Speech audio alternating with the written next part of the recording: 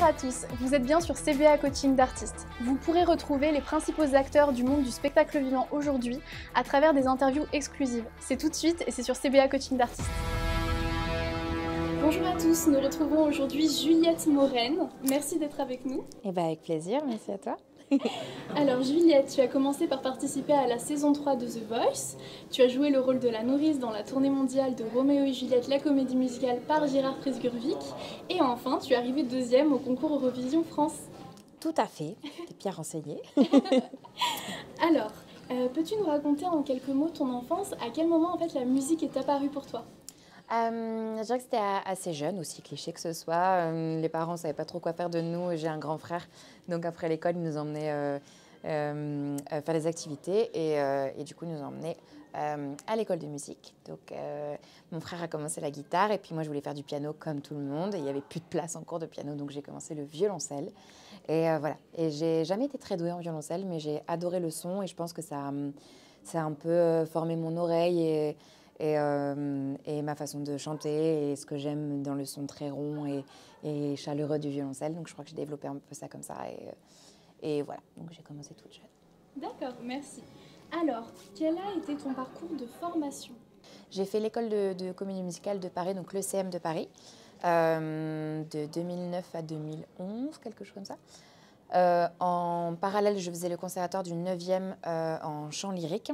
Donc je suis devenue un peu schizophrène parce que chanter comédie musicale et chanter lyrique, chaque fois que j'arrivais en cours, on me disait faut pas que tu chantes comme ça. J'arrivais dans le cours, mais non, faut que tu chantes comme ça. J'ai qu'une seule voix, j'ai que 2 cordes vocales, les gars, faut choisir. Donc j'ai fait ça. Et puis après, j'ai fait plein de formations. J'ai fait des stages d'acting à New York, en France. Voilà, plein de stages, plein de trucs pour continuer constamment à me remettre en question, à me challenger. D'accord. Super. As-tu de la famille qui travaille dans le milieu artistique? Absolument pas. D'accord. Absolument pas. À quel moment as-tu commencé à recevoir tes premiers revenus liés en fait à cette activité artistique? Donc, après mon passage à l'ECM, j'ai été prise sur l'école musicale de Full Monty, qui s'est jouée au Comédia. Ça a été un flop absolu, mais c'était fou parce que voilà, j'étais sur scène, premier rôle féminin, j'étais là, bonjour. Et voilà, donc du coup, on a quand même eu quelques cachets. On s'est retrouvés au Prud'homme, mais voilà, ça a déclenché du coup le début de mon intermittence. Dans la même année, j'ai fait The Voice. Suite à The Voice, il y a eu plein de concerts, plein de trucs. Donc du coup, là, je crois que du coup, c'était en 2013. 2013-2014, j'ai commencé à avoir ma première intermittence et depuis, je ne l'ai pas perdue, je crois. D'accord. Donc ça fait, ça va bientôt faire... Ouais, ça fait un petit moment super. quand même, c'est pas mal. Super. Moi, j'ai eu beaucoup de chance parce que je suis sortie d'école en 2011. 2011-2012, je n'arrive plus à savoir, plus à compter. Qui suis-je? 2012. J'ai sorti en 2012 parce que j'étais prise été 2012 et on a commencé le spectacle en 2013. Donc ouais, un an après l'école, j'ai commencé à pouvoir gagner ma vie grâce à ça. Donc c'était assez dingue parce qu'on n'arrêtait pas de me dire on vous prépare au chômage, vous n'allez pas travailler. Et du coup, j'étais persuadée que je n'allais pas travailler. Parce que pendant 3 ans, on m'avait dit ça, ce qui était très intelligent de leur part.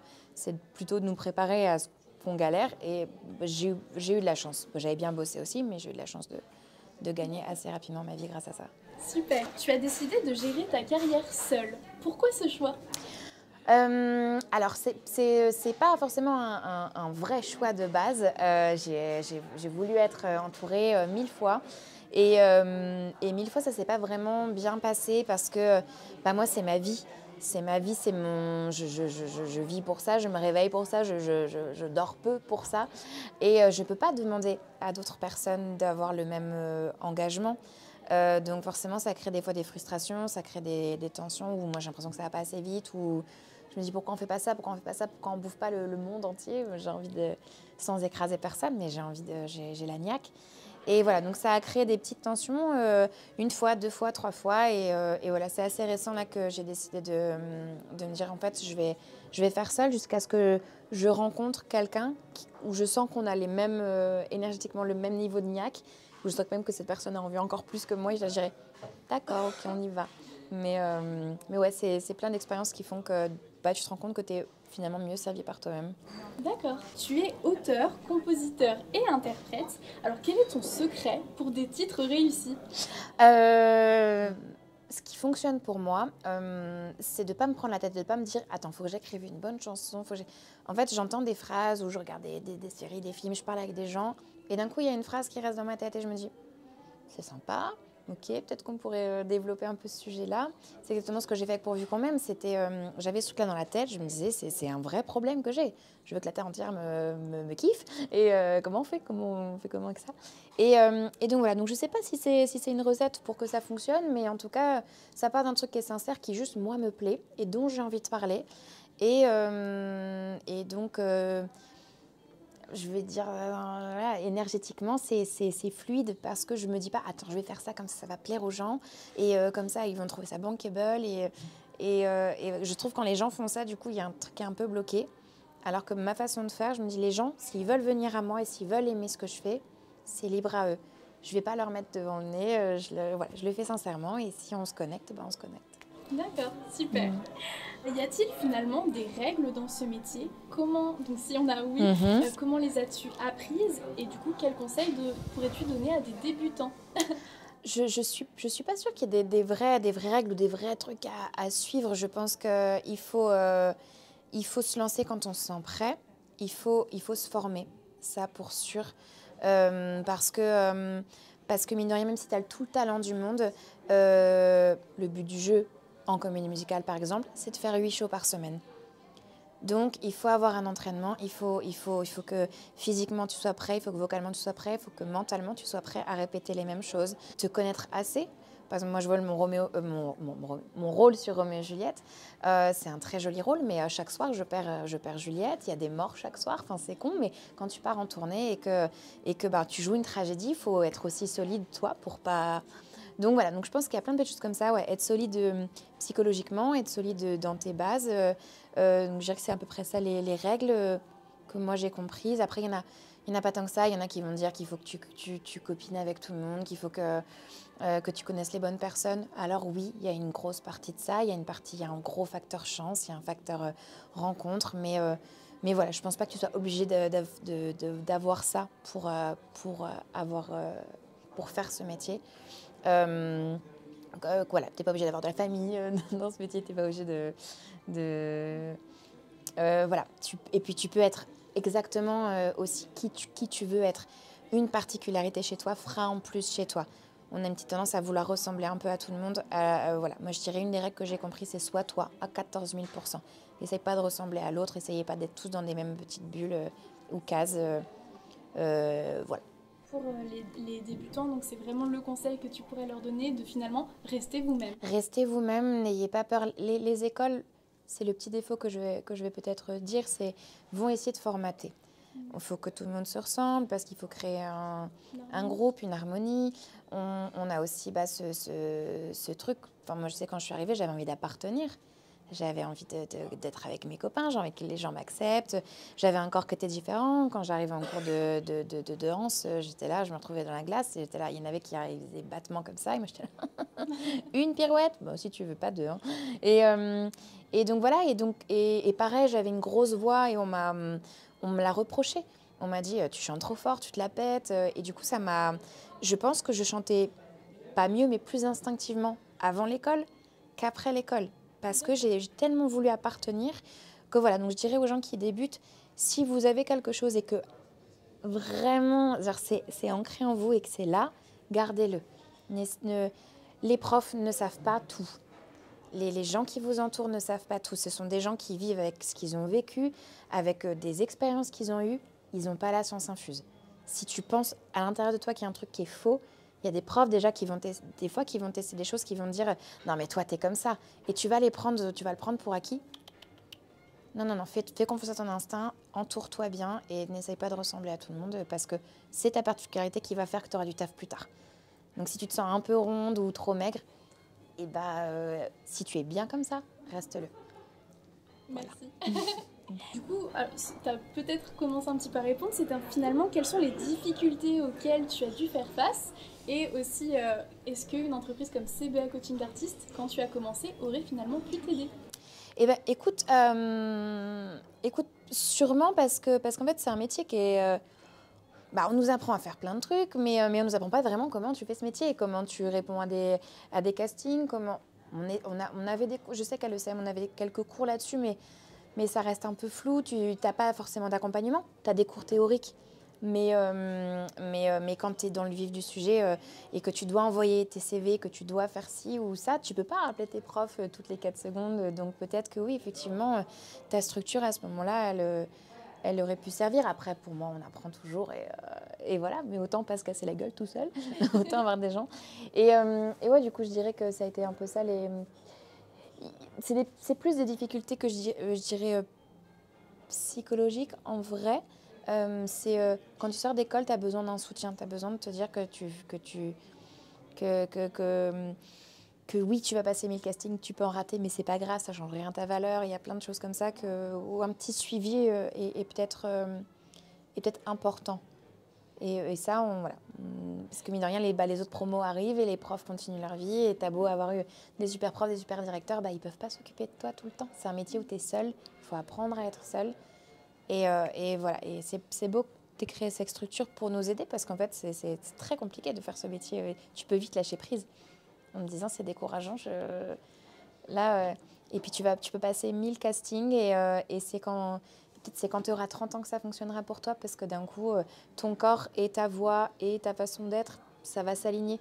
Donc pendant 10 ans, t'imagines, tu fais des castings, ça ne fonctionne pas, ça ne fonctionne pas. Tu es trop jeune. Moi, c'est ce qui m'est arrivé. J'étais trop jeune dans l'âge, mais j'avais la voix et l'attitude d'une femme. Donc quand j'ai commencé Roméo et Juliette, ils étaient là, mais sois plus femme, sois plus maternelle, prends ta place. Je dis là, j'ai 24 ans, les gars. J'ai 24 ans et tu me demandes déjà de me sentir maman d'une fille qui a quelques années de moins que moi. Comment je fais? Donc il te pousse, ça m'a aidée. Mais j'avoue que si j'avais pas eu cette confiance en moi, ça aurait pu me faire beaucoup de mal. Et il y a plein de gens qui lâchent. Il y a plein de gens qui lâchent ce métier parce que c'est trop violent. C'est très violent. Ma petite Clémence qui fait Juliette avec moi sur Roméo et Juliette, elle, ça a été très dur aussi. On lui a demandé de changer énormément physiquement. D'accord. Donc c'est une nana qui est magnifique, qui a un corps de femme et qui est brune. Peut-être que tu l'as, parce qu'elle a fait l'ICOM. Oui, je crois que c'était l'histoire Clémence que vous Iliac, avez voilà. racontée, effectivement. Et d'un coup, on lui demande de perdre 10 kilos, d'être blonde. Elle a une voix, elle avait auditionné à la base pour La Nourrice. Elle a une voix hyper large, hyper ronde et sublime. Et d'un coup, elle doit chanter que en voix tête Et voilà, aujourd'hui, elle adore et elle a passé des expériences de folie. Mais ça a été très compliqué. Psychologiquement, elle n'aurait pas été... si elle n'avait pas été ce qui allait, ça peut créer des maladies, des anorexies, des boulimies. Ce milieu, il y a tellement de maladies psychologiques qui naissent de ça parce que on nous fait croire qu'on n'est pas assez bien, qu'on n'est pas assez ce qu'il faut. Donc voilà, je me suis écartée du sujet. Non, mais parce que je trouve que c'est hyper important de pas... Voilà, le côté psychologique est très important dans ce métier.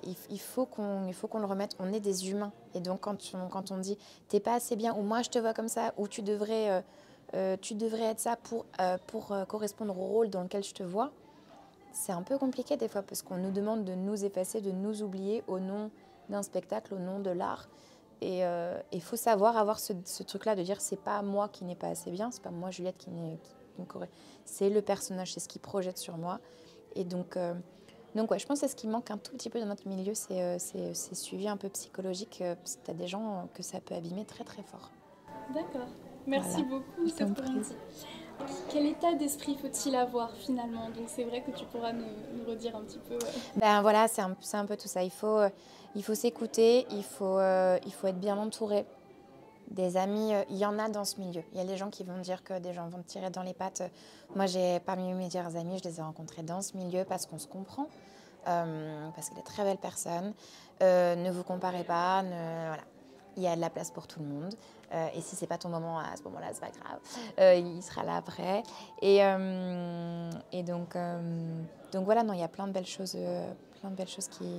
qui arrivent, et malgré quelques difficultés, mais on y va. Ça se fait. C'est top. Et donc, on veut savoir aujourd'hui quels sont tes projets. Alors, eh ben, écoute, Inch'Allah, si les frontières réouvrent, on pourra repartir avec Roméo et Juliette, parce que ça reste...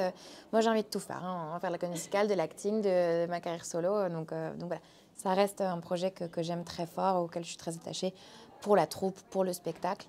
Donc, dès que les frontières réouvrent, on repartira. Là, du coup, moi, j'ai écrit mon album, suite à l'Eurovision, suite à tout ça. Donc, je suis en train de travailler là-dessus. Ça prend énormément de temps. C'est un petit délire. En fait, ça me fait rire parce que j'ai l'impression de recommencer un nouveau métier. Là où j'ai cette légitimité en comédie musicale, les gens peuvent m'appeler maintenant pour des castings, ils savent qui je suis, ce que j'ai fait, donc j'ai un parcours qui est tel que j'ai plus trop l'impression de devoir me battre ou prouver des choses. Là, j'ai l'impression de recommencer à zéro pour ma carrière solo, pour mon album, parce que il faut que je montre que je suis bankable, il faut que je montre que je peux avoir un public, il faut que je montre que je suis assez intéressante, que j'ai des trucs à raconter, et c'est encore autre chose, c'est là où pour des rôles de comédie musicale, il faut que tu correspondes exactement à ce qu'ils veulent. Là, il faut que je corresponde à ce que l'industrie veut. Donc c'est sans m'oublier, mais à la fois il faut savoir faire des concessions pour si tu as envie de réussir, il faut savoir un peu des fois lâcher prise sur des choses. Donc voilà, là en ce moment je suis en plein dans tout ce truc-là de trouver les bonnes clés, les bonnes personnes pour accéder à ce que je veux, à savoir sortir mon album, faire des milliards de concerts, faire l'Olympia l'année prochaine, des choses comme ça, puis tourner.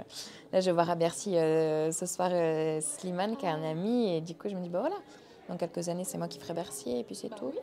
Voilà, on te le souhaite. En toute logique. On te le souhaite et on va te suivre.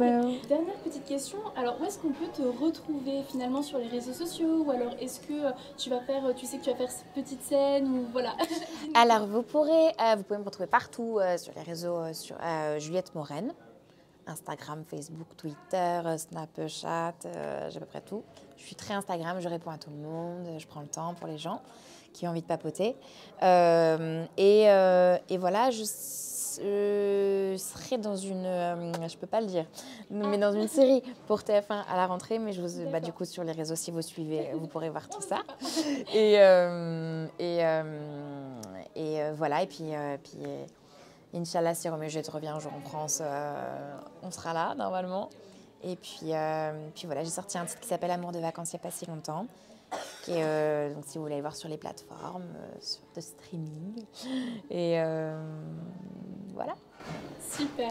Et bien en tout cas on remercie Juliette Moren pour nous avoir accordé ce petit temps. J'étais ravie de pouvoir faire cette interview avec toi. Donc merci beaucoup. Merci à toi.